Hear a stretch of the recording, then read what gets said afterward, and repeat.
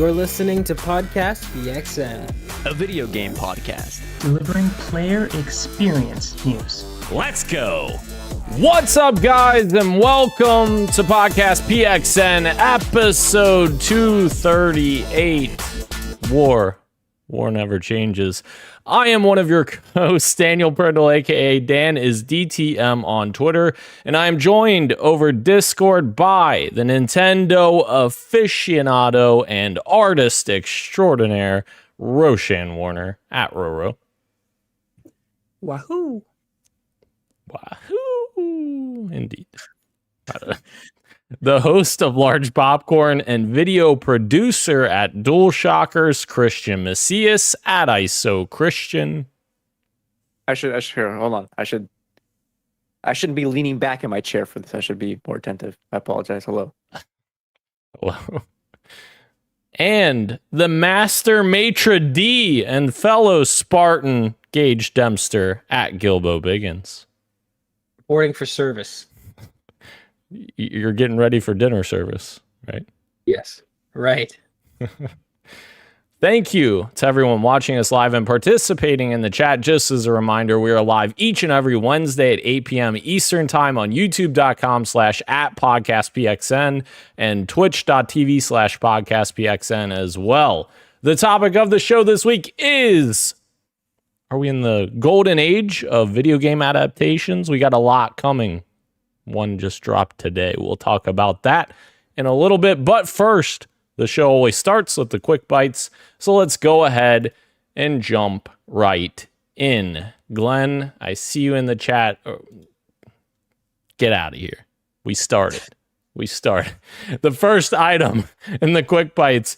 There is reports of toxic work culture at Deck 9 Games. Some really disturbing things here. Early last year, while working on the next entry in the Life is Strange franchise, a few developers at Deck 9 stumbled upon something that didn't belong in their game: Nazi symbols. Initially, developers noticed a reference to the number 88 and flagged the issue to their bosses, assuming it was an innocent mistake. But in the ensuing weeks, others found more problematic signs and in-universe labels, such as references to a racist meme, the number 18, and the Hagal rune. I'm not sure what those last two things are, so if you guys know, I would love to be educated on that. But as the number of possible hate symbols mounted, staff grew increasingly concerned that someone was putting these items in their game deliberately as a dog whistle to white supremacists. So some really disturbing things out of Deck 9 here. Yeah, the ruins are the they look like the SS. There's a here. Well, no, I won't show it. Never mind. Yeah, no. Very much claimed, previous Nazi affiliated symbols now claimed by like alt-right stuff. So yeah, Gotcha. Sucks to see that, like somebody just hiding stuff like that in games. It's crazy. Yeah, it shouldn't From be. Deck... Go ahead. I think Gage are about to say exactly what I was going to say. From Deck 9, it's kind of like really surprising and like Exactly, strange. yeah. It shouldn't be from any company, but like of all the companies, the one that like tries to show off as much diversity in their games as possible, it's like, oh, that's very not good. But obviously, it wasn't the entire team. It seems like it was a couple of bad apples. But the fact that it was brought up to the people in charge and they still didn't do anything does lead to the notion that, oh, maybe it's more than just that bad apple. Right. Hey, man, life is strange, you know? Life is God strange. damn it. Yes, life is awful and strange sometimes.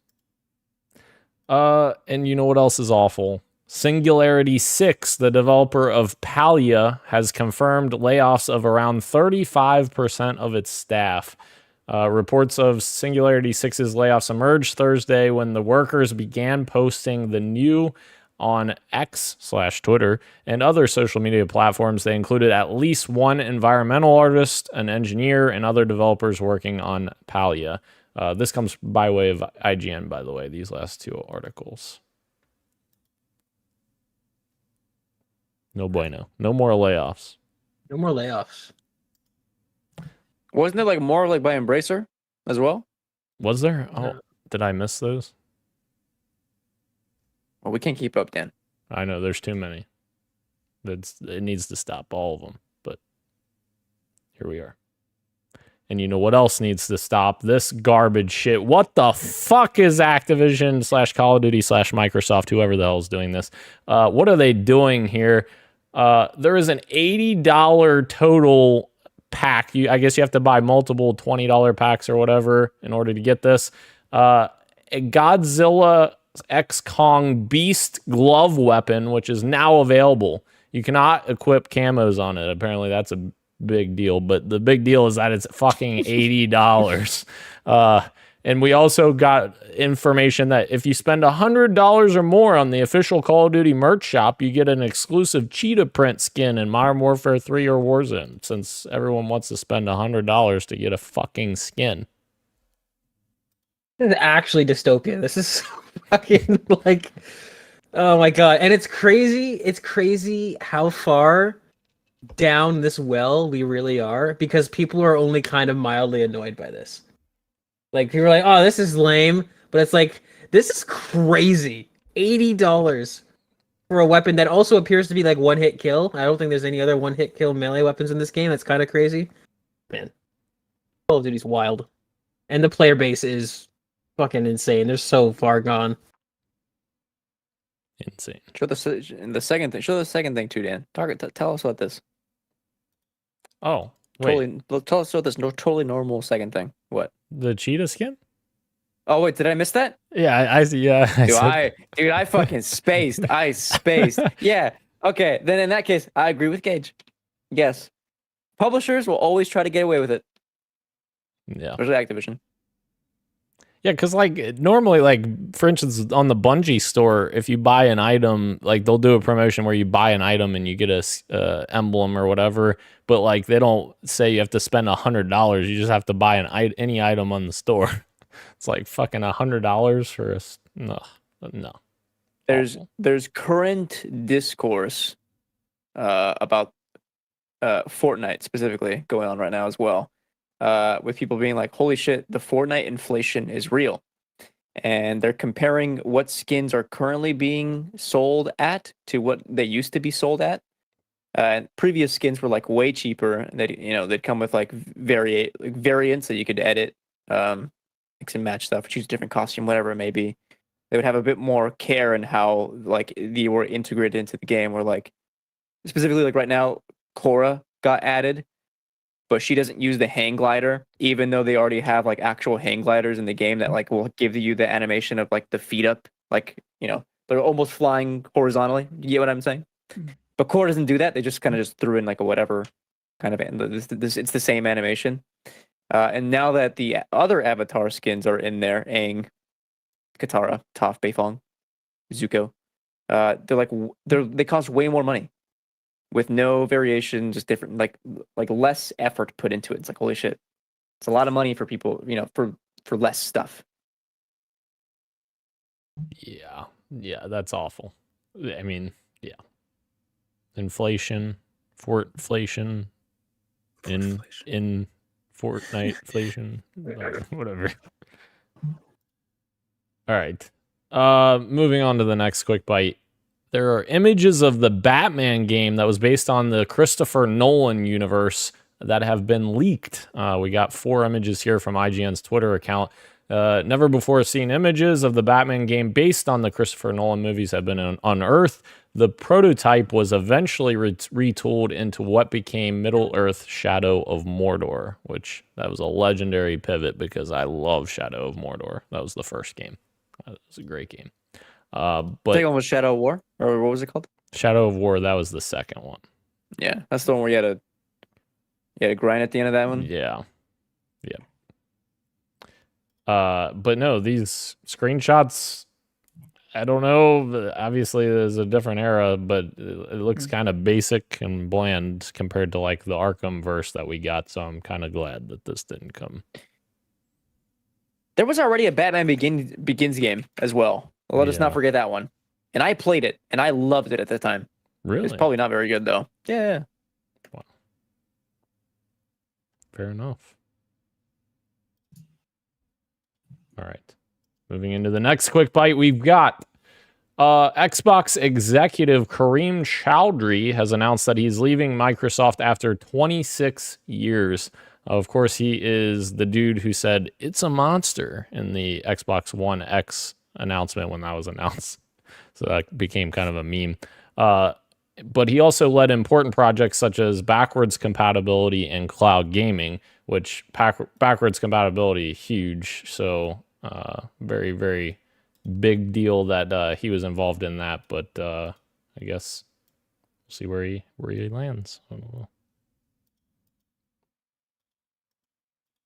And we'll see where Apple lands as they are opening the App Store to retro game emulation, which is another great way to, sustain games that we may not have had access to before. So this is cool. Apparently, Apple is opening their App Store to retro game emulators. Emulators will need to comply with all applicable laws, but it looks like the iPhone is about to get a bunch of game emulators. Tom Warren, thank you. Finally. More like the Android. Am I right? Well, with the applicable laws thing, is that going to prevent some things? Like, do we know what those things are? That's Right. I would imagine it would have to be stuff that that would be like available in the public domain, right? Like I don't know how that would work. I guess because like if they can't put Nintendo games on here, right? Like they'll get sued by Nintendo. Right. Do you remember going to like flea markets and seeing those little consoles that would give you like, 3,000 video games in one? Yeah. Yeah. That's what we're gonna play. Very well could be. Yeah.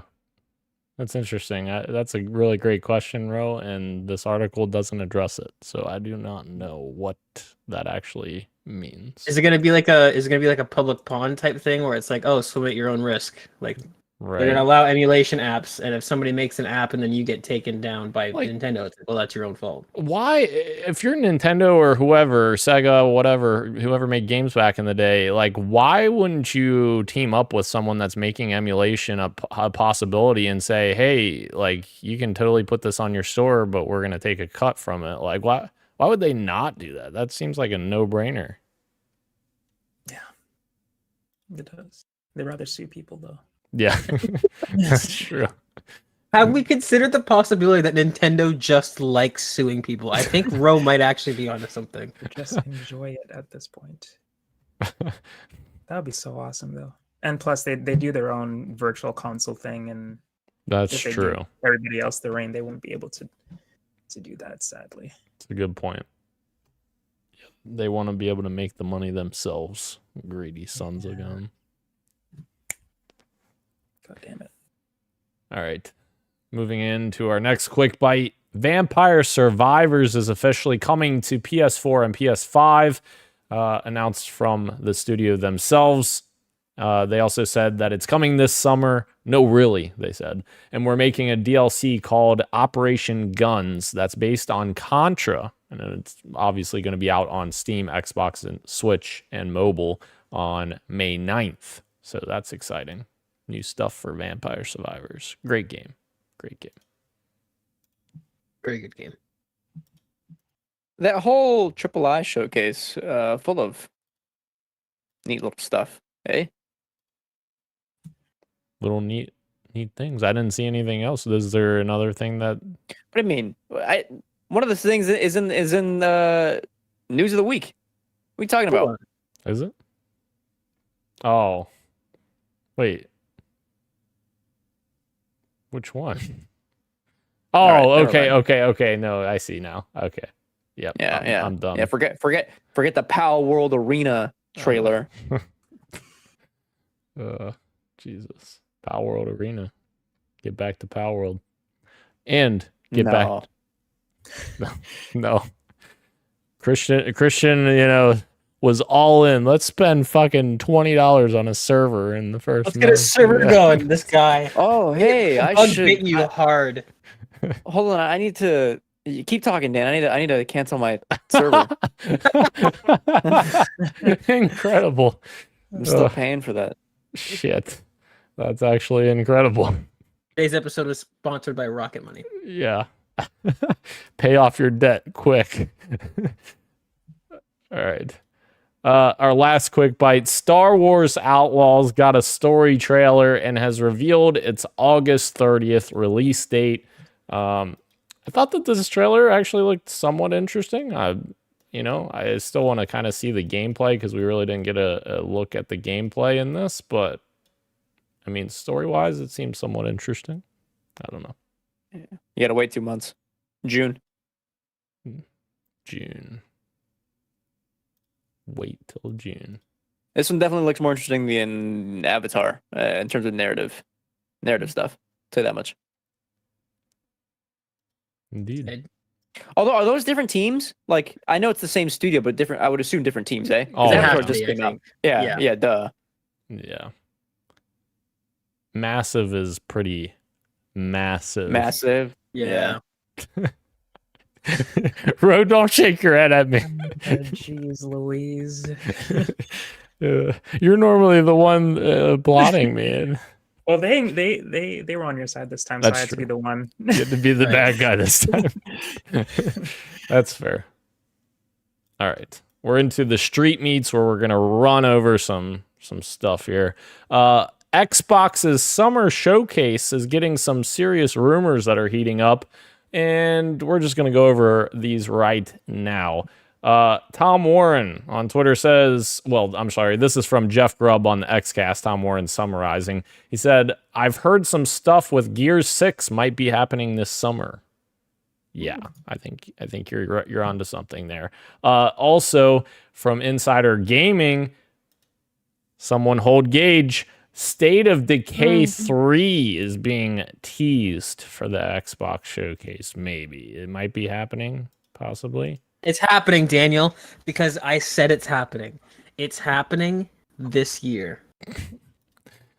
Are they, I mean, who's really looking forward to State of Decay? Huh? Are those games even good?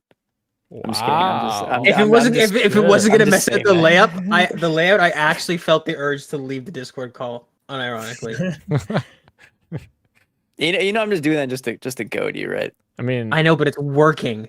technically speaking, those games are always a little iffy. Technically. You mean the Alright, Halo well, TV show? Yeah. Well, technically, you're a bitch. Oh, wow. I was on your side there. What the fuck happened? Christian also just flip Shit. flopped without anyone realizing too. Everyone's all over the place today. This is chaos. Yeah. Chaos pod.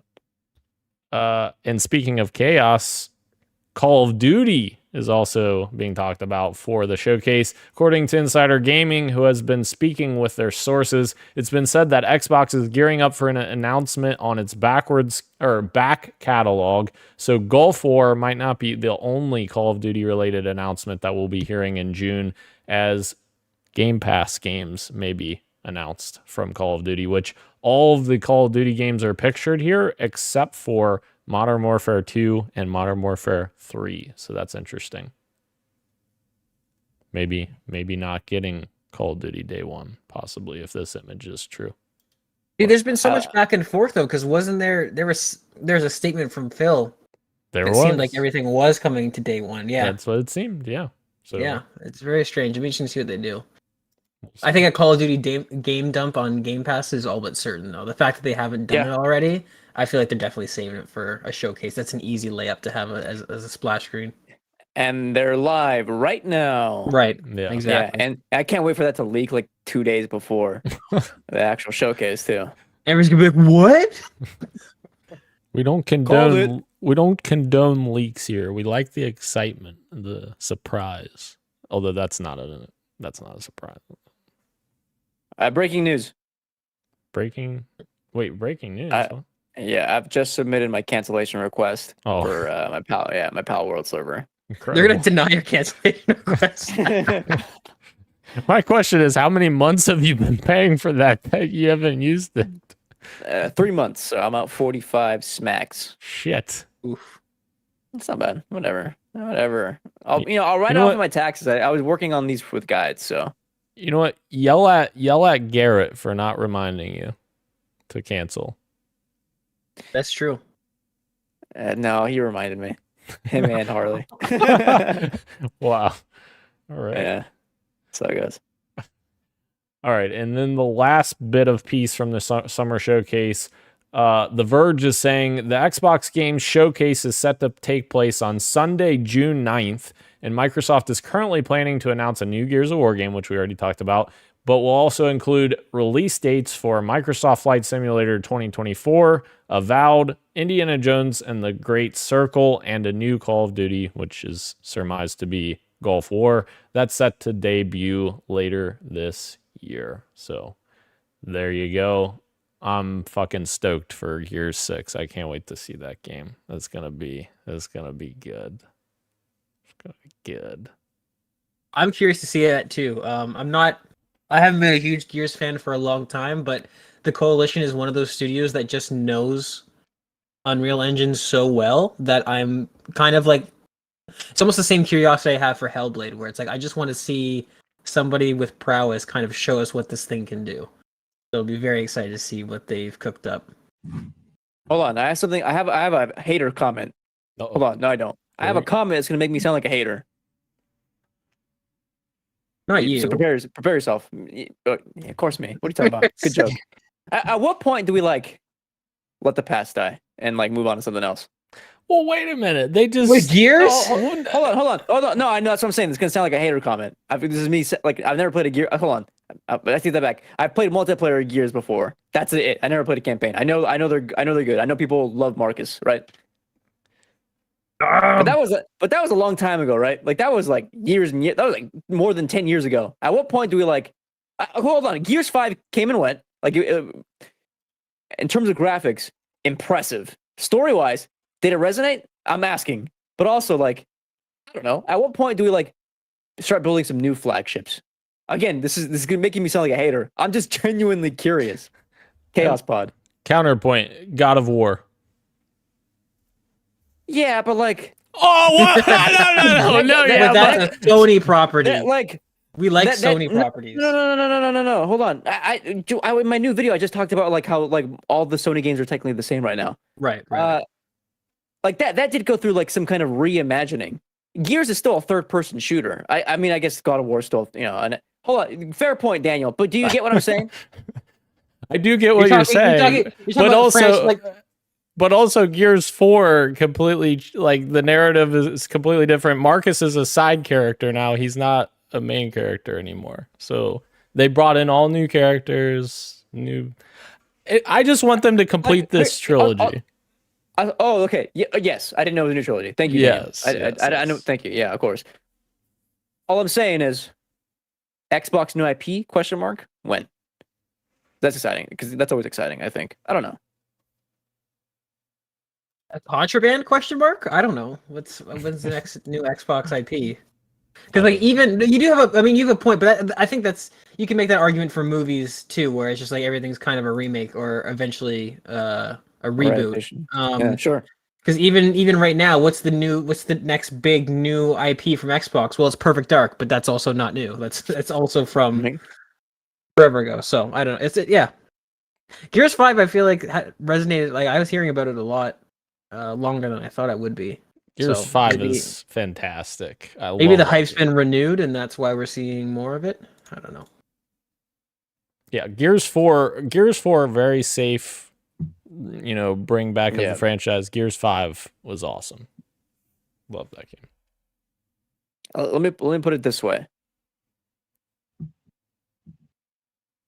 Here, okay. I say all this, Daniel, but let it be known, I'm also a Horizon and Ghost of Tsushima hater. Both of those games, those franchises are pretty boring to me. All right. Also, very new franchises. Horizon Forbidden West, I never finished. No, you don't need to. All right. Moving to our last street meet here. According to Jeff Grubb, EA Motive was working on a Dead Space 2 remake in concept phase, but was canceled from lackluster sales of the original remake. Motive is now working on Iron Man and Battlefield series, which supposedly they're working on single player stuff for Battlefield. I guess we'll see what comes from that. Kat Bailey followed this up with a statement of her own that says, EA's statement was, "We don't normally comment on rumors, but there is no validity to this story." And then she says, no validity is pretty firm. My own sources tell me that a Dead Space 2 remake was never considered. I don't currently see a strong internal appetite to remake Dead Space 2. And then we got another report from Jason Schreier that is now locked behind a paywall for some reason, even though it wasn't when I looked at it earlier. What the frick? Used your one free. Apparently, yeah. But I think I still have it up on my Twitter. What are you looking for? I was Or just not my Twitter, my yeah. So essentially, what Jason said that he heard that the Dead Space, something Dead Space related, like maybe something new.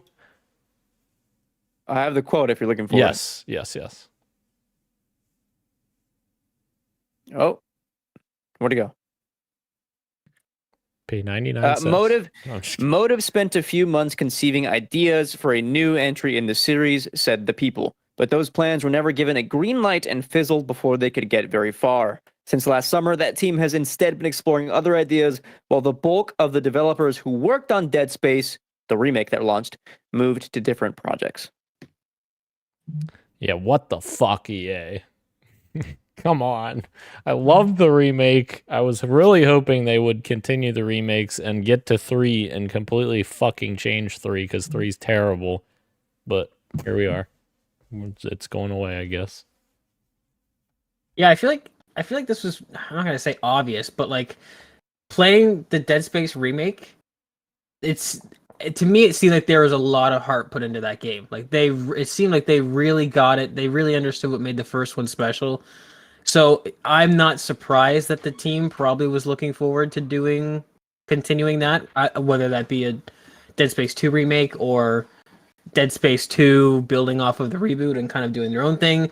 Something. It seemed clear to me that they probably wanted to do something like that, but EA kind of playing a Square Enix where it didn't quite meet our sales targets. So, yeah, unfortunately, they are now a support studio for these upcoming projects. Are they support or are they working on something separate? Like Motive is working on a single player Battlefield game. Was that the claim or supposedly? Also, who was working on a single player Battlefield game just a couple of months ago, and then we learned that they got It was that got Ridgeline, shelved right? and- Ridgeline, yeah. Yeah. Which EA dissolved if- that studio. Which if Motive is working on a single player game now for Battlefield, just like what a weird fucking move. Like tough place for Battlefield to be in right now. Right. To have one narrative game canceled or shelved, I suppose, then introduce and then have the Dead Space people be like, no, you're not working on that. You're going to work on a new single player Battlefield game. What just happened to the one from anyway? Well, do we know that this might be even shittier, but do we know that the game was actually scrapped itself, or did Ridgeline dissolve and then EA bring in these other studios to finish that project? Yeah, good point. Good point. It's true, but, why the fuck would you let this? I don't know. Fucking I have an actual take. Just fucking make Dead Space 2 available on stores that aren't like Steam. Put it back on. I mean, at least the PlayStation side. I don't know if it's on Xbox. I'm sure it actually might be in the Xbox. Yeah, of course it is. Of course it is. Because their Xbox is great for backwards compatibility. We'll see. Come on, EA. We love it. I don't know. Moving into the PXN news of the week, guys. Hellblade 2 got a bunch of previews. A bunch of outlets are talking about it, and we got a little bit of a glimpse at it. To go over some of the highlights here, Hellblade 2, this is coming from Tom Warren, looks like it's going to be one of the best looking Xbox games yet. A true next-gen game built on Unreal Engine 5, but it will only run at 30 frames per second on Xbox Series S and X. And then we got news also that co-founder of Ninja Theory, Tamim Antoniades. I don't know how to say that. Somebody help me. Nobody else wants to try. Nobody else wants to attempt. Okay. Well, I apologize if that's being butchered, but Tamim has departed the studio, which was a surprise, I think, to many people, because I think he had already been gone for a while, and he just posted a public thing about it after people, I guess, found out about it. And he, of course, says, "Cat's out of the bag. Yes, I have left Ninja Theory, the company I founded and led creatively for 20 years. Exhausted, proud, and satisfied, I was ready to step off after Hellblade, but stayed on for 2 more years to make sure the foundations were in place to fulfill our mission to craft life-changing art with game-changing tech, which you'll see in Hellblade 2 very soon. I'm forever proud and grateful to the ninjas, and I want the world to know Ninja Theory is safe and sound in the best hands possible. Huge shout out to Microsoft for taking care of our baby and letting us grow to become who we are. As for me, whatever I do next, I'll always be a ninja." So that's cool. It looks like he left 4 years ago, which it could also like play a bit of a part in why Hellblade 2 just took longer to get to that finish line. When you have the man who's running the studio kind of leave, obviously things have to shift, or timelines have to change with whatever main project they're working on. So yeah, that's crazy. Also, I was watching the Skill Up This Week in Gaming video, and Ralph did have a great point about the small worry with Xbox's like flagship, not flagship, but like AAA titles. A lot of the like more recent ones coming out and only hitting 30 FPS. Obviously, like there's not all of them. Hi-Fi Rush runs great. But you have games like Redfall, Hellblade. What's the other one? Starfield. All hitting 30. Yeah, I don't know. That kind of sucks. I hear you, but I feel like that's a developer decision, because like Halo Infinite, for instance, runs 120 frames per second. Like I play that 120 frames per second on my Series X. Like if they wanted this game to be 60 FPS, they could do it, but then they're sacrificing other things. I know, definitely hear you. But come on, like when we're again, it goes back to the same like promise of like these both of these new consoles. Like when we're promised so much like next gen technology, and they fail to hit that, it's like, okay, what are we buying these boxes for? It's also a case by case basis, though. I know it's also a case by case basis, though, because I feel like some games, like we talked about this with, I mean, it's kind of the most extreme example to bring up, but like GTA 6, right? They're going to want to do 30 frames per second because you can't go in and add mechanics after the fact, really, right? They want to get the core skeleton of the game as impressive as possible at the, expense of frame rate, because on the next Xbox it'll play better. On future PC hardware, you'll get more frames. Like that will come eventually, but what you can't do is change the foundation of a game. Now, there are certain games I think clearly Xbox was just get it out. Like Redfall. Is there any reason that a game like Redfall can't run at 60 frames? Right. Not really. Like that game's not that impressive in terms of what it's trying to do. It's a very simple concept. Even Starfield to a certain extent, I think. Yeah, I think that's probably has to do with Creation Engine and some of the maybe technical debt they have with that engine. But yeah, I mean, it depends on the game. Some games go 30, like Hellblade is a game that I look at from what we've seen, and I'm like, okay, I feel like 30 frames was a conscious decision in terms of let's push this thing to the absolute limit, and then it'll be 30 frames now, but again, a year or two down the line on new hardware, it'll be 60 frames, 120, whatever. And of course, I'm just gabbing. I'm playing Dragon's Dogma 2 in 30 and have absolutely no problem. I think it's fine, because of the system, the complicated systems of the AI. I'm like, I don't care. And we've talked about before, I think, on this podcast about how 30 FPS feels more cinematic, and having a game like Hellblade that is very quotes, having a game like Hellblade that is very story driven and has those emotional beats and makes you want to feel invested in these characters. I feel like 30 frames per second might actually lend to making this a better experience than 60, because I can't remember if I've told this story before, but I played The Last of Us on PS3 at 30 FPS. Loved that game, loved the pacing, loved everything about it, the ambiance. Played the remastered version on PS4 at 60 frames per second, and it felt completely jarring to me. Like, it did not feel right at all. So like, I was with you on that. Yeah, I agree. Yeah, same thing. For sure. So yeah, I like Gage said, I think it definitely just depends on a per game basis, and completely agree with that. All right. I really am bringing the chaos today, huh? Just throwing shit. Just throwing shit just to say, just to speak. That's what we're here for, to speak.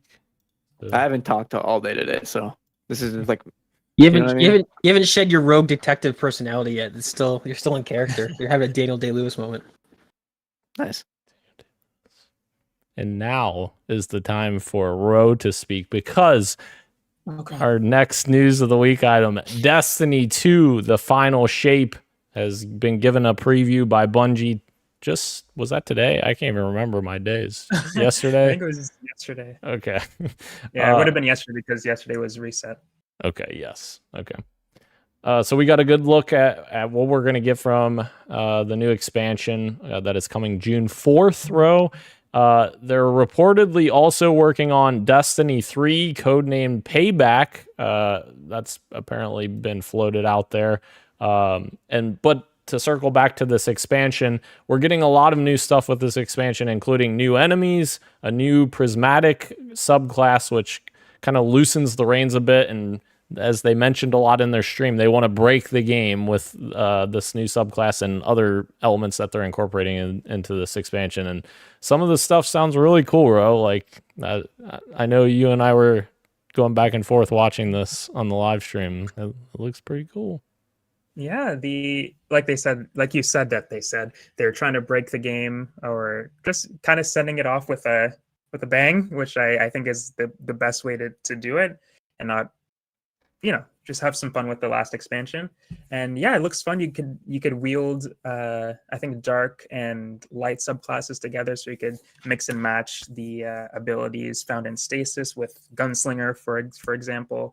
You could have like a throwing knife while also freezing people, stuff like that, which is pretty cool. And like Dan said, the new enemies, which is, we haven't gotten really a new enemy since, I don't know, the beginning of Destiny 2, because when we get new enemies in Destiny, they're not really new enemies. They're like a Retold. Different they're like a retold. Like the Taken is like the Scorn or the Fallen, actually. Exactly, yeah. Mhm. And the Taken is just like a sludgy version of everybody. And they've done that for most of the expansions, but now they're actually making a new race of enemies. So obviously we're very excited to battle some new foes. Yeah, that's cool.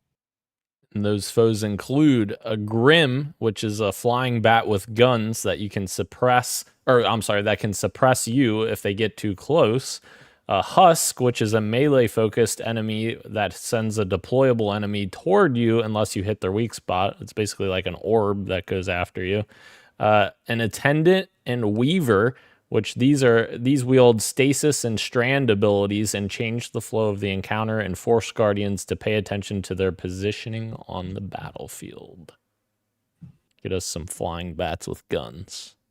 Yeah, I thought the Grim looked the coolest too. Yeah. Very cool. This got me excited. I'll be honest. I thought for a quick second, man, do I pick this Are we up back? in Fantasy Critic? Yeah. Oh, you're gonna pick? You feel that confident in it? I don't know. Maybe. Rose itching for another counter pick. I need one more. Well, he just has to look at your list then, Gage. Oh no. Got him. And Dan, I always forget you end up playing the campaign stuff, but usually you tap out of like the end game stuff, like with the raids and whatnot. But Yeah. so I'm assuming you're gonna be jumping back in for the story missions. Oh, for sure. Yeah. My problem is I just run out of time. Time. This is Final Yeah, I mean it Frontier. is like an MMO to grind in, so I get it. Yeah. The enemy race like thumbnail where they show all the big bosses. I don't know if you've seen it, Dan, but it reminds me of Forsaken, where they were the Scorn bosses that you had to go out and fight. It's giving me that vibe where you have to track down all of these bosses, I guess, and take them out one by one, which could be cool. But again, it's like, oh, we've done this before. I really hope these enemies are worth that. Going Sure. and doing all that stuff. But yeah, it looks cool. It looks cool. I'm excited to learn more. I see the image that you're talking about. I see what you're meaning. Yeah. Okay. Well, yeah. Okay, I've played Destiny so much that I could tell what they're going to do with these characters, Right. which is not super fun to be so predictable. But the subclass stuff looked fun. For sure. So that could add some variety to it at least. Yes. And there was rumors also that them changing that model to be able to do light and dark together was like supposed to be like a precursor for Destiny 3, where they're going to do away with subclass or classes altogether, supposedly. Apparently. Yeah. I'd love that. So be interesting. They're gonna go switch to a new engine for Destiny 3, you think? I don't know. They have the same technical debt that 343 is working with Infinite, so maybe.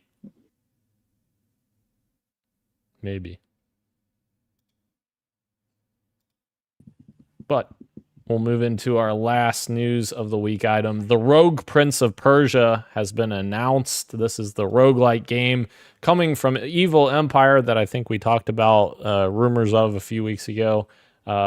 Evil Empire posted on their Twitter account, surprise, Ubisoft somehow let us take a crack at making a Prince of Persia roguelite. The Rogue Prince of Persia will honor the series DNA while adding our own secret sauce, of course, coming to Steam Early Access on May 14th, so pretty soon. There's some more. There's a little bit of a breakdown. Okay. One of these like Twitter conglomerates or whatever, like the people that like have breakdown. Here it is. I think it was Okami 13. Yeah. The game apparently feels like Dead Cells, has challenging acrobatic platforming, fluid animations, ranged and melee attacks, endless roguelite, restart if you die, earn gold for permanent upgrades, comic-inspired art direction, different melee weapons such as double daggers, swords, and hammers, a hip-hop inspired soundtrack, and then as Dan mentioned, Steam Early Access, May 14th. I do like this art style a lot. It looks really cool. Stylized. Me too. And I like the little gameplay teaser we got at the end. I didn't love it at first, but as it went on, I was like, oh, this looks pretty cool. It looks pretty fluid. I like the jumping off of the wall stuff that he had to do. Or yeah, it looked cool. Interested to see more. We are now in a weird position where we have had two 2D Prince of Persias in the same year, with one of them underperforming sales-wise. I worry about this one. I don't see this one doing better than that one. I don't see it. Yeah, I do not see it doing better. I think it will be received critically just as well, if not better. I think this one speaks to me more on a personal level, way more than God, I can't remember The Lost Crown? Yeah. Ended up, that one didn't end up resonating with me as much as I was hoping it would. But this one definitely seems like it will be. But I wrote down some notes underneath this, and I wrote down the Children of the Sun analogy. This is a game that got lauded critically, especially for its art style and its gameplay, being like, this is like one of the best indies of the year. However, the game peaked at 208 players on launch day yesterday. So it is on track to sell somewhere around 5,000 units in its first week, below expectations for Devolver, supposedly. Devolver did respond and say It is exceeding first week predictions, and it's on its way to success. But there's no concrete numbers as of yet. All this to say, still kind of a tough place for indies to be in. Granted, even though like this game is exciting, will it perform well? Who knows? It's kind of a precarious spot. I also wrote down, it is tough to market games in the age of the algorithm.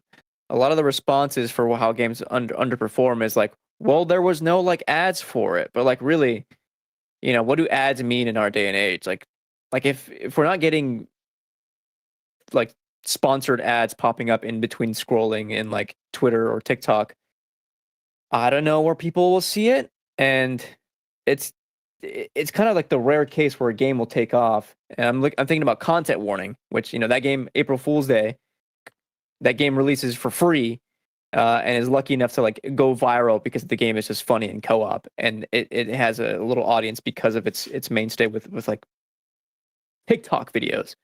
For other games like a roguelite Prince of Persia game, will that have the same cachet? Probably not.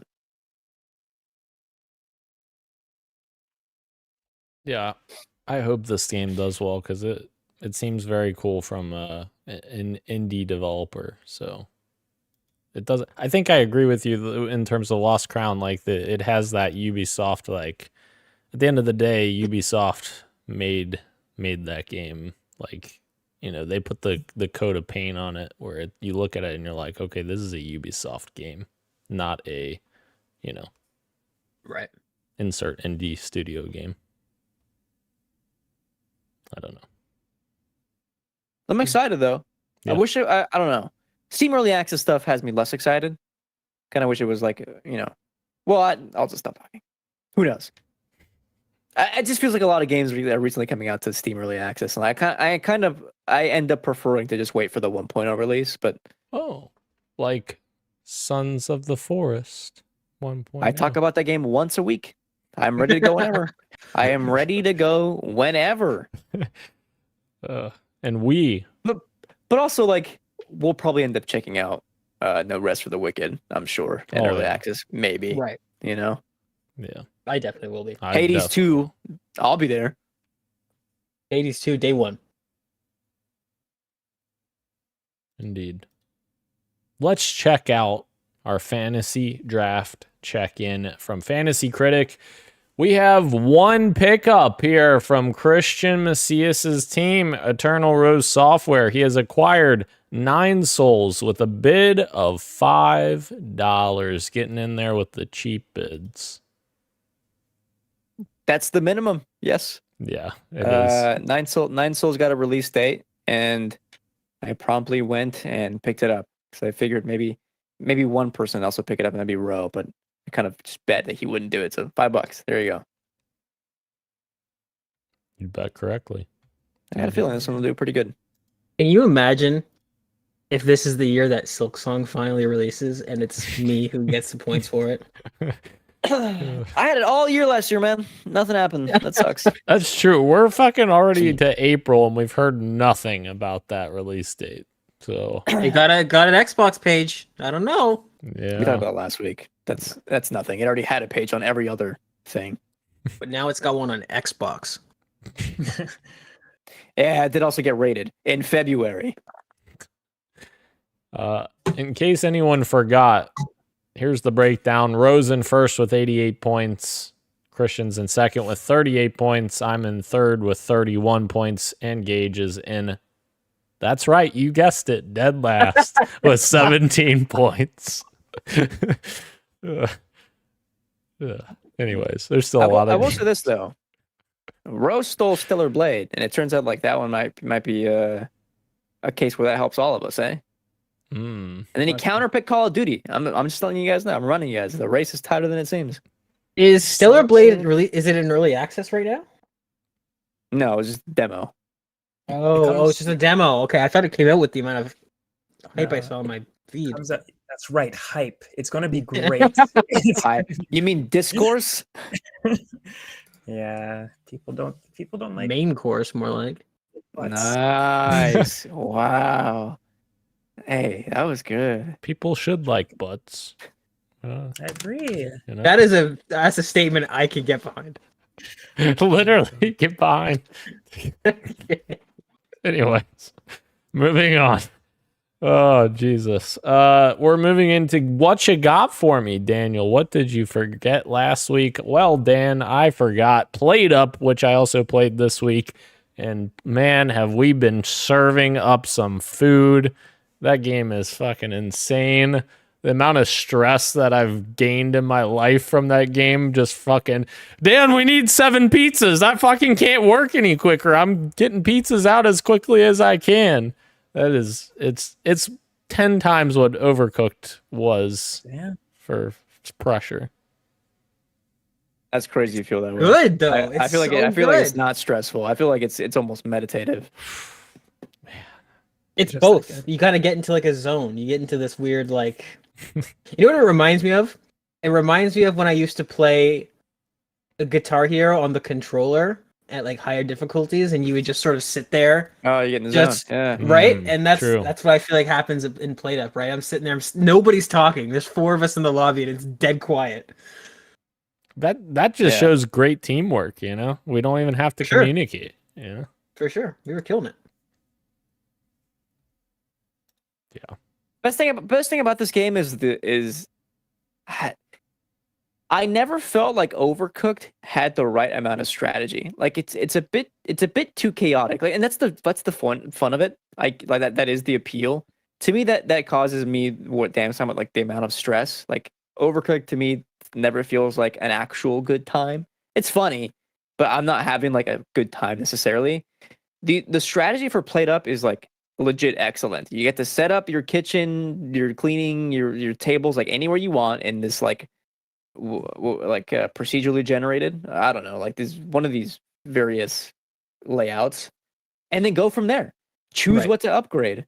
Choose like what the flow is going to be like, and that level of strategy like really does change the game. Indeed. Stay tuned for more Played Up, I'm sure. Anyways, Ro, what she got for me? Nothing. Nothing. Nothing. Still nothing. You're cooking some videos up though. Yeah, I am. and I last week I said that one will require me to play a game, so eventually I'll be able to say something. Naturally, that video's last in priority. Exactly. Right.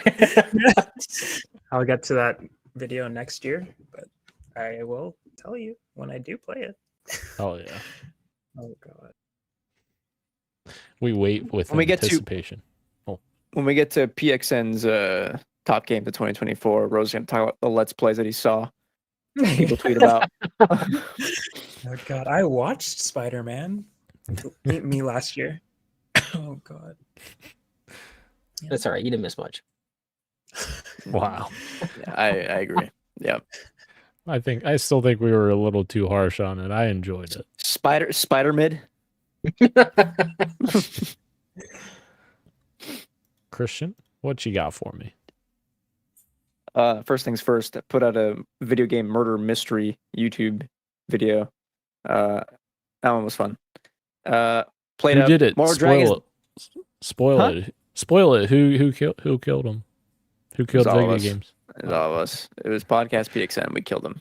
Is gaming back? No, it's dead. We killed it. More Dragons Dogma 2. Awesome game. I was thinking about the game's like obfuscation. Like the way it like makes players think about how to approach quests and combat. Gets more and more fun. And then I got to Batal and I'm like, nah, this is hard. I say that, but like I did it to myself. I decided to change vocations the first time I walked into Batal.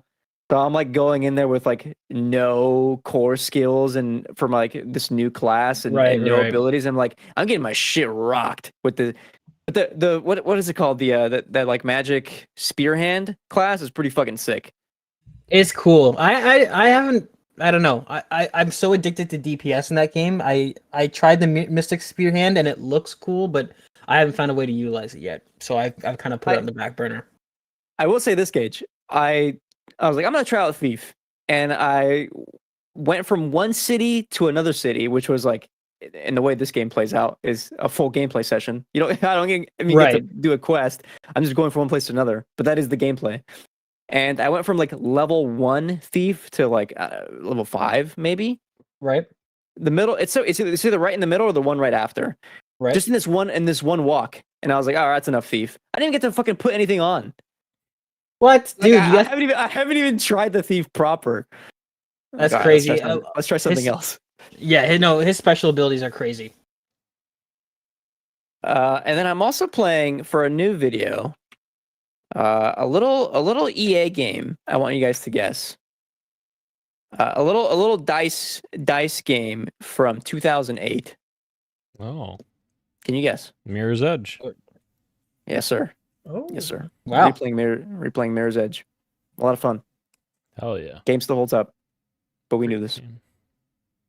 Did you play Is the Catalyst? finals kind of expired by Mirror's Edge in terms of its aesthetic? Hey, good point. There might be something there. Did you play Mirror's Edge Catalyst? I never did. Did you? No, I didn't either. But Nobody, I don't think anybody. Yeah. Did anybody? Yeah. yeah, Which is Yeah. funny because if you're like me, you played Mirror's Edge, you're like, hey, this is kind of cool. And then the sequel comes out and everyone just kind of unanimously decides, I'll skip it. Well, I heard it was like not as good. Yeah, it's true. All right, Gage, what you got for me? Whole lot of played up. And that's pretty well it. Hey, hold on. No, hold on. We also checked out content warning. You and I was getting to that. I was gonna Oh, get my to bad. that.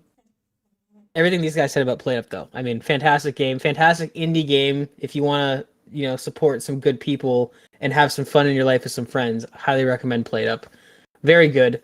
Like Christian said, the thing with Overcooked is that it almost seems like it's kind of like a gimmicky sort of party game where it's like, the first level, maybe the first 2 levels are kind of normal, and after that it just starts throwing things at you. The arena splits in half, or like crazy stuff starts happening, whereas Play Up is kind of like you're very much in control somewhat of your system, and it's very much how efficient of a system can you make before you guys ultimately fail. So highly recommend Play Up. Very good stuff. And then yes, Christian and I checked out Content Warning. I did not know about this game at all. It was not on my radar. Christian told us to download it. I downloaded it. I'm a simple man. Christian says jump, I say how high. I downloaded it. We played it. And it's good fun. It's good fun. Very, very cool stuff.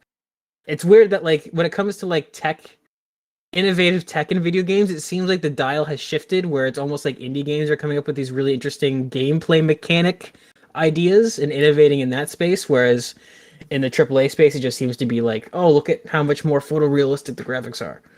Which is also cool and also impressive, but interesting how the dial seems to have shifted for indie games to be kind of spearheading a lot of these really cool, innovative ideas. So, Content Warning, Played Up.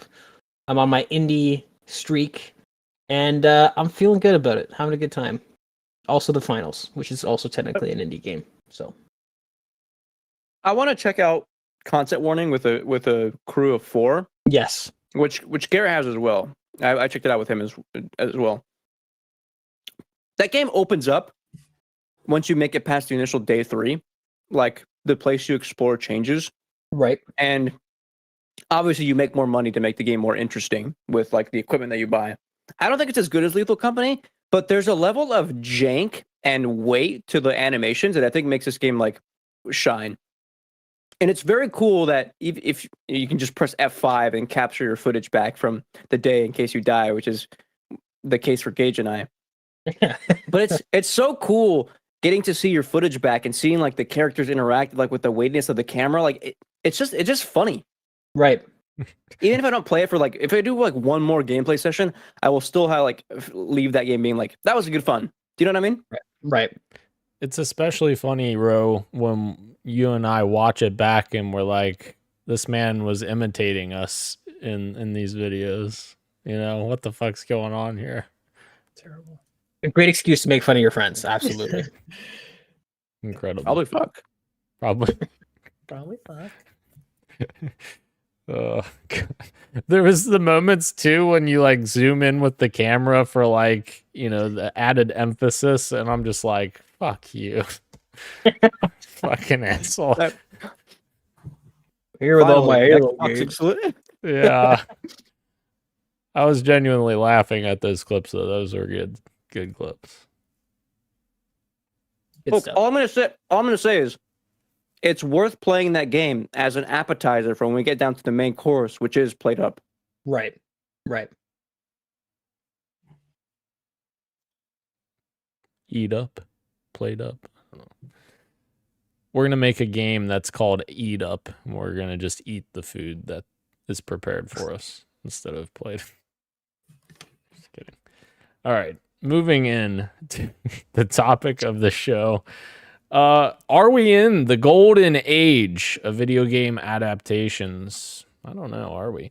But before we go over some of that, Fallout on Prime's release date, guys. Oh, that's coming out, tomorrow, right? It's supposed to come out tomorrow. Originally, it was supposed to come out on the 12th. They pulled it back a day to get it to the 11th. Wait. Yeah, I did the bit. It's being brought forward one more day. Again, it is available as of 16 minutes ago, guys. It is officially out now. Here it is. Everyone liked that. We just shadow dropped Fallout for you guys. We Here did. on Podcast PXN. That's an It's world available live right now. Wait, someone say world exclusive in the Jeff Keighley voice. World premiere? Good. My voice isn't deep enough for that. Oh, whatever. Suck it, Jeff. We got a world. Just kidding. Also, we have information that season 2 of Fallout on Prime is reportedly already greenlit, with expenditures already being detailed in California. So they're saying that it will contribute approximately $153 million in qualified expenditures to the state of California for a potential season 2, but it's seemingly going to happen. So already this show is getting a bunch of success. We've already seen a bunch of reviews from people come out today who have already gotten an early screening of it, and it has been very positive thus far. Obviously, Jonathan Nolan seems to have cooked here. Yes, sir. Yes, sir, he did. We'll I see. had faith. Christian's the final judge. Does that mean you're going to watch, Christian? Probably not. Oh, I mean, hold on. That's I did say that- ridiculous. That's I did ridiculous. say I did say if you guys wanted to do like a topic of the show, like the first 2 episodes, that could be fun to do. In which case I will watch, because I'm doing it for the show. But otherwise, I have zero interest. Yeah, absolutely zero interest. Fucking this world is amazing, and Look, because you ask, are we in the golden age of video game adaptations? I think no is the answer, because I'm being serious. Like, I think the answer is no. oh, I know you're being serious. Because they're not good. Are they good adaptations? I think no is the answer. Like, It's interesting. in terms of faithful adaptations, I think of Patrick Williams' video essay on like the Mario movie. What makes that a good adaptation? It's not really an adaptation of anything. Like that movie, in terms of like the source material, is not 1-to-1. Obviously, is it a good movie? I wouldn't even go that far. The Last of Us, in terms of adaptation from game to show, is a worse product, a worse piece of storytelling than the actual game, right? So we're put in a weird position where, like, are they good adaptations? Well, of the source material, the answer is going to be no. But in terms of like, and in terms of like TV, the answer is very clearly no. When you have like legitimate shows like Expats or Shogun being like, this is what quality television looks like. And when you compare to other different kinds of like these kinds of shows, they're like, well, they're good. They're entertainment. They're enjoyable, sure. But are they like quality fucking pieces of media? I'm not entirely convinced. This is interesting. I hard disagree, but before we get into it, do you want to finish off these bullet points, or do we want to just jump right into? Well, the rest of the we want to get into the octagon. The rest of the bullet points, I was just gonna cover like all the adaptations, and I think Christian added these as well. So just to go over them. So some of them we've talked about already, but Arcane Fallout, of course, is out now. Sonic, Mario, The Last of Us, Halo. Yeah, I put it in here, whatever. Forget Borderlands. Borderlands, Christian. Did you put that there? Fucking You didn't put it in, and like that movie is coming out. You didn't put like that's a massive no. Yes. video game adaptation that's coming out this year. Yes, I was meaning to only put the stuff in here that was like seemingly good. That was why. Okay, but your claim is, are we in the video game golden age? Seemingly That's good. the discussion prompt. That's the discussion we, prompt. We have to ask: is Right. that going to be good? Is the Borderlands movie going to be good? No, I don't. Because yeah. if we're in the golden age, then that should be a fucking slam dunk, right? Well, I don't know about that. I don't think every single on. piece of media has. Well, we'll get to that in a second. Hang on. Also, Dredge, which you kindly reminded me of, is getting an adaptation at Story Kitchen, which this is based on an indie video game. Thank you for adding that. Also, the production studio is also working on a Sifu movie with Derek Kolstad, who is the writer of the John Wick series. Very cool. And we've got all those PlayStation ones too. Well, I guess there'll be TV shows, but Oh like yes, Horizon, God of War. Forgot about that. Yeah, Horizon. Yeah, and then they're also doing a Vampire Survivors animation series. Thank you. I did not know that either. Story Kitchen working hard to bring 3 indie games to multimedia format. All right, so circling back here, my question would be, like, for it to be a golden age, does every single piece of media that comes out of like video game adaptations have to be like top? No, That is a no, blo- absolutely that's not. Dan, that is a blockbuster fucking movie coming to theaters. If that one isn't going to be good, then what would make this the golden age? Hold on, I'm working on the it. good You stuff. Here we go. But this just is wait. a blockbuster movie coming to theaters. I'm not sure. I haven't seen anyone hyped about this movie, so I don't know. That's my point. That's my point. If not Well, even like the place where like you watch the biggest fucking experiences were like made for like the widest audiences possible to experience a format like to watch stories like in a medium that is like sorry, I'm getting it. I'm trying to paint cinema as like this like sanctitude place we all go to watch like transcendent stories. It's obviously not the case.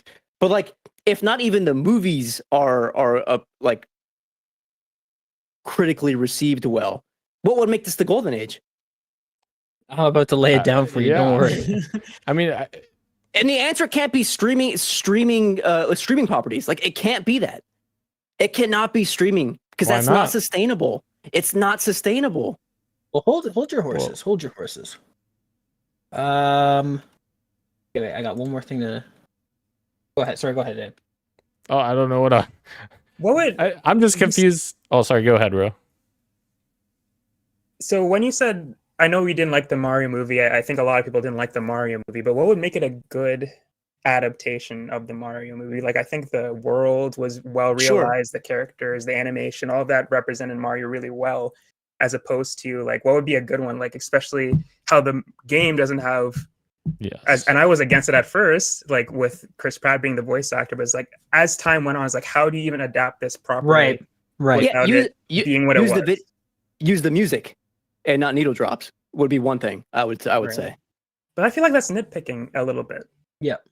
And yes, that is fair. Like I don't know. I think it was I guess we could just disagree on that, but I think the Mario movie was really well done, and for what it was. Of course, it could have been better. There's a lot of things that could have been better about it, but I just fail to. I don't know. I don't know what they could have done for it to be, besides the music, I guess, and a better story. But like the Mario games don't have this. It's just like The Mario games don't have a story. You're right. exactly. I don't know how you like. Exactly. You say that's a bad Right. video game adaptation because it didn't do what the games do, but like, what do the games do that the movie could have done? You know what I mean? Oh. Like, how is it a bad adaptation of the video game? I don't think it is. I think it's a good adaptation, and that's my spicy take that I know is going to give Christian heartburn. But like, Agreed. Hold on. First of all, I'm happy to finally hear Rose speak on this episode. I've been waiting. This whole time. I missed hearing this man's takes. Second, like one of your points was a good story. What would make this better? A good story. Is that not admitting, like, granted, it was received well. Like, people enjoyed that movie. There's going to be sequels. We'll watch them. But if not even like the best video game adaptations are getting good stories, are we really in the golden age? When we have Sony producers making this Legend of Zelda movie, is that the golden age? The movie hasn't come out. You can't use it. Yeah. You can't use a movie that hasn't come out. No, yes, you cannot. Yes, you can. No. Because you look at the history of the producers and what kinds of movies they produce That's fair. and how they're received. And how are they received? All poorly. Right. So there's some element of truth to that. Like if you were to look at like before Madam Web came out, if you were to look at the writers for that and see what they did recently, you'd be like, okay, this movie's probably gonna be bad, and it came out and it was bad. But here's the problem I have with your. I'm gonna jump in here a little bit, right? The golden age of television. Would you dispute that at some point between 1995 and now that there was a universally agreed upon golden age of television? If you want to say it's already ended, then that's something you could say. But like, that's kind of a thing that's been thrown around, right? That at some point between 1995 and now, that the golden age of television has been used a lot. There's still bad TV shows. That's never changed, right? It just means that we're getting to an area where the medium is elevated to where it's never been before. So before you say no, we're not in the golden age of video game adaptations, let's go down a trip down memory lane, okay? We're gonna talk about let's bring up some movies like, I don't know, Angelina Jolie's Lara Croft Tomb Raider, Paul W.S. Anderson's Resident Evil movies. We've got the Warcraft movie, which is 29% on Rotten Tomatoes. You've got The Prince of Persia with Jake Gyllenhaal. Remember that movie? Yeah. That was fucking awful. The original Mario. The original Mario movie, actually, I found out in this video essay, was the point that was going to make it a good adaptation was cut by the studios. That doesn't surprise me. And entirely changed like my perspective on that movie. Would it still make it for a good movie? The answer is of course still no. But would it give it context? Holy shit! It like changed everything for me. Wait, what was it that was cut? The ending was different. Where like it's the other way around. Where the events in this movie actually inspired the game, and it's the games are bad adaptations of the events of the movie. Like there's like a whole commentary at the end of like adaptations and what makes them good or bad that the studio decided to just cut. I was like, that's at least interesting. Is it going to make for a good movie? The answer is of course no. But like it's at least swinging for something to say. My point is this: you guys are all right because hold on. In terms of everything you're saying, yes, the movies we're getting now are better than we used to get. Of course, I'm not denying that. Even the shows are better. Are we in the golden age? No. Are we like getting there soon? I would say yes. Hold on. You've cut me off at the landing here, okay? We've got all those movies. Remember Doom in 2005, 18% on Rotten Tomatoes. Hitman in 2007 with Timmy Olyphant, 16% on Rotten Tomatoes. I completely forgot about this. There is an Alone in the Dark movie starring Christian Slater. It has a 1% on Rotten Tomatoes in 2005. Okay, and now let's look at some recent ones, right? The Last of Us, which you said. Is it an inferior product to the game? Absolutely, because the game is lightning in the bottle. Is it a faithful adaptation? You're out of your fucking mind. Of course it is. That is what I like to call. I was thinking about this because I was thinking about if actually I was thinking about this a couple weeks ago. If we were to have a discussion about video game adaptations. No, I said, is it a good adaptation? No, not it was. Is it faithful? I would say it's exactly a good adaptation, and this is what my criteria for a good adaptation is. It's not necessary because you can get into the minutia and you can play semantics all day long about what's a 1-for-1 adaptation and what's faithful and what isn't faithful. To me, I was sitting on it, ruminating, and I think what I like is a beat for beat adaptation, an adaptation that hits all the same beats of the original story that it's supposed to, and it hits in the same way. And I think The Last of Us is what I would consider to be a very faithful beat for beat adaptation. And like Daniel and I talk about the Halo show. We disagree on a lot of things, and like one of the main things is like, is the adaptation for you, the person who's already played the thing, or is it for the people that haven't? And where your needle swings on that will change what you want from the show. So as somebody, and Ro and I talk about this a lot, and we agree on this, as somebody who wants to share these stories with people that don't play video games, personally, I like to lean towards an adaptation that is more one for one or beat for beat, because then I can kind of bring my mom in and be like, hey, here's this, 13-hour game that you were never going to fucking play, but now it's in an 8-hour series. So The Last of Us is 96% on Rotten Tomatoes, 89% audience score. You have something like Edge Runners, not for me. I tried, not for me. But Hey, that was great. 100% on Rotten Tomatoes, 95% audience score. And especially when we talk about gamers and how gamers like to, review bomb and all this stuff, like that's kind of impressive. Fallout, no user score yet, 93% Rotten Tomatoes. About Arcane. And then finally, Arcane, 100% critic score, 96% audience score, which for a video game property whose main characters are pink and blue-haired women, kind of impressive. That obviously resonated with a lot of people. Really, really Which one? impressive. Arcane. That's Arcane. Oh, 96% audience score. So, do I think we're in the golden age of video games? Adaptations? Absolutely, I do. People are finally starting to understand what makes these properties special, and they're bringing it to a completely different medium and still managing to impact people in huge ways that we get scores like this. And especially when you look at how things used to be with all the examples I brought up and how we were eating slop for so long, me included. I watched that Doom movie with The Rock and Carl Urban so many times as a kid. I thought that shit was awesome. I go back and watch it now and I'm like, whew. The whole plot of that movie was that they discovered that you could add a 25th chromosome to somebody and it makes them either a monster or a superhuman. Which, if you know how chromosomes work in real life, that's not how that works at all. That's not how that works at all. And it's actually kind of hilarious that they ever got away with that. But we've come a long way since the days of Doom. And I completely disagree. I think we're getting into the golden age where some of these adaptations are even transcending the original media. Or the original source material. Oh, okay, which ones? Arcane. Great example right dude, there. That is based off of a game. Listen. One. No, You got one. You got one. Okay, that is what based. else? No, that's keep based going, off keep a going. game. I'm sorry. You said where some. you. You said, But keep going. here's a contrary opinion, because like I have a differing opinion than Gage on what Edge would runners. make a great video game adaptation. Everyone probably has a different interpretation of what that actually means. Like, I don't think that me thinking about what my favorite video game adaptation is going to be like, beating Breaking Bad or fucking Better Call Saul as one of my favorite TV shows of all time. But I think those shows are my top tier video game adaptations. Like, and there's the things that are exciting to me are the things that take whatever source material you have and expand and make it better, like Gage is saying, like Arcane.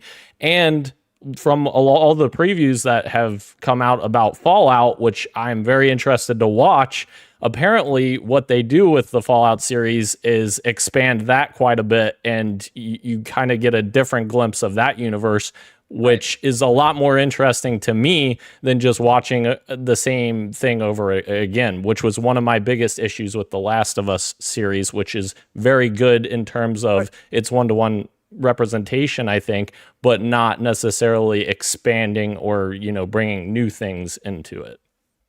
Are you not conflating personal entertainment and personal definitions of adaptation to the claim of golden age, though? Like, that carries weight.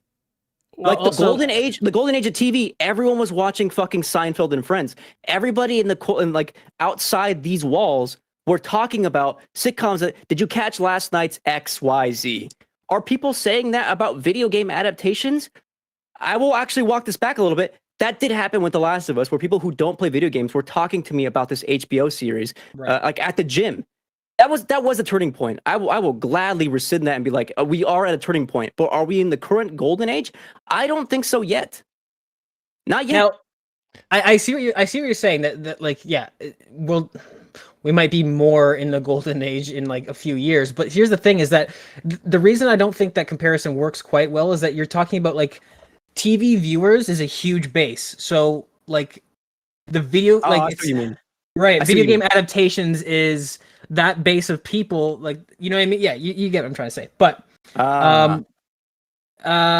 yeah, The Last of Us is a great example of that. I meant to bring up the Rotten Tomatoes. I have like 18 tabs open for this, but I forgot. But Castlevania, another show I didn't watch, but apparently was transcendent sure.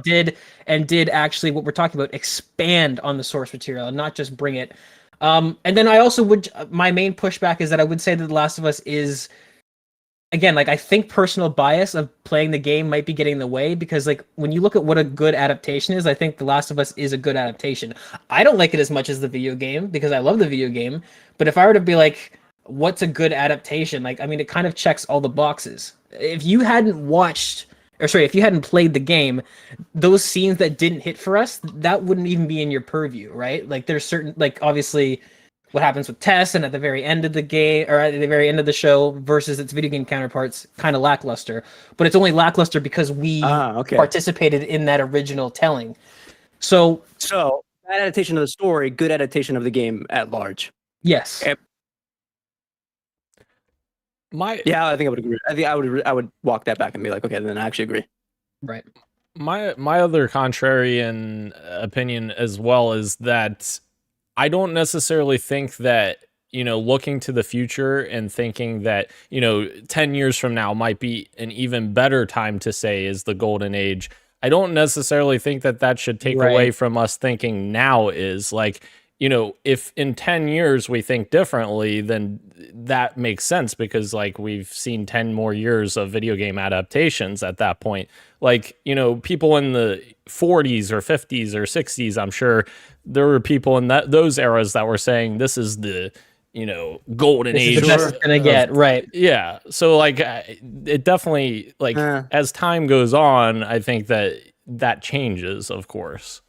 Yeah, it's almost like when you're increasing in quality, you can't quite ever stop and call it. You can only sort of, after there's been a decrease, and kind of look back and say, okay, this is when the golden age started, this is when the golden age ended, because the last few years things have gotten worse. But when you're on the climb upwards, you can't really stop and declare now is the end or now is the start, because you're in the middle of it. You're on the upswing, right? You're in the middle of the numbers go up phase. Yeah. So this would be like me in 2011 being like, no, we're not in the comic book golden age of movies. What are you kidding me? But then you look back and I'm like, oh, holy shit. Like that was the beginning of the MCU and the Avengers changed everything. Like that was the beginning of the golden age.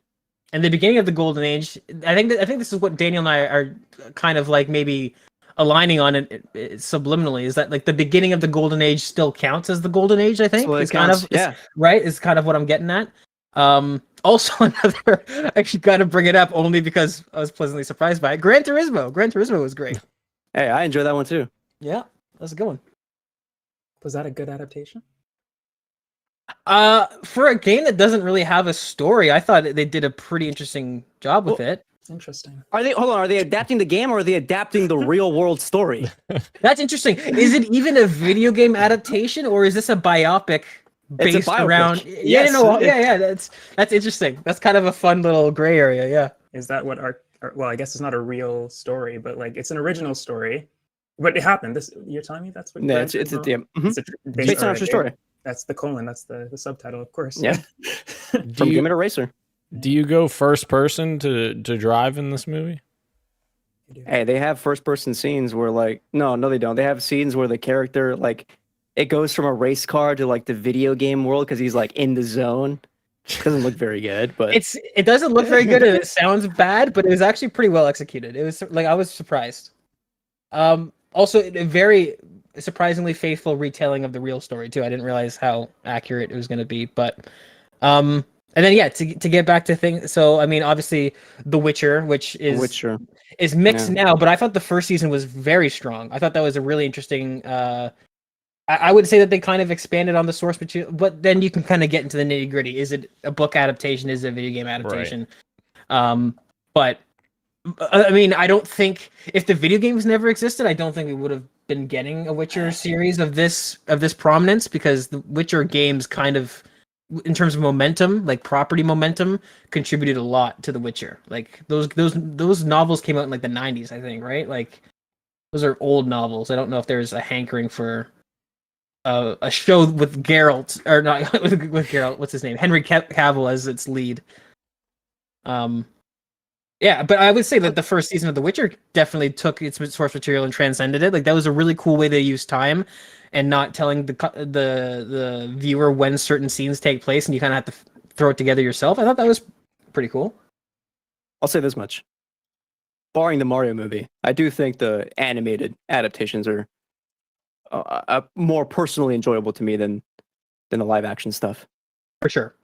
I think Arcane is the easiest example you could point to of something that transcends the media, because the source material is literally just you punch their crystal faster than they punch your crystal, and that's it. So then to get a show like this that's almost like a modern Shakespearean tale, you're like, where did this come from? How did this happen? So that's obviously an easy one. I've heard the same said about Edge Runners. Like I said, I haven't watched it. I know that you guys have, so you guys need to speak to that. But yeah, I think we're here. I think we're in it. And I don't necessarily disagree with you. I think it's the next few years might look better. But as we said earlier, I think the start of the golden age is the golden age, baby. I think we're here. You know what? I'm going to, instead of walk back everything, we're getting the Among Us show. Of course, we're in the golden age. How could I be so wrong? How could you be so wrong? No, that was really great discussion. That was very good. I think there was a lot of good points all around there. Like, it's a lot deeper of a conversation than people really think about, and there's a lot more perspectives to think about. So that's why I like that we don't just all agree, because there's a lot of different perspectives. And I feel like that that doesn't happen enough in general for a lot of things, not just obviously this. Like, there's different perspectives, different, ways to see things. Speaking of ways to see things, are we gonna sit down and see Alone in the Dark at 250 together? God, starring Christian Slater. Jesus, 1%, dude. That's crazy. Awful. Remember Assassin's Creed with Michael Fassbender? No, I never. I said that earlier. It. Yeah, I said that after you said Prince of Persia. Right, okay, my bad. I love Assassin's Creed. Never watched that movie. I said no. You should. Fuck well, no. They were at 250. No, 250. way. Not happening. 12 weeks away from 250, guys. Exciting. Stay tuned. Also, 3 months, huh? Yeah, stay tuned for that. We still got to solidify a date for the audience at some point. You guys ever watch the Donkey Kong movie? The like 3D animated. I used to like it. It's not very good. I don't think I've seen it. I don't think I saw it. Nope. Interesting. I want you to think about that, viewers, as you go to sleep tonight. Thank you to everyone joining us live on YouTube and Twitch, as well as podcast services everywhere, including Apple Podcasts, Google Podcasts, Spotify, and everywhere else you get your podcasts. Thank you, Ro. Thank you, Gage. Thank you, Christian. I am Daniel. I messed up that order and it really screwed my brain up. I am Daniel, and this has been Podcast PXN, and we are out. Much love, and keep on gaming. See ya. I am Daniel. That's awesome. Adios.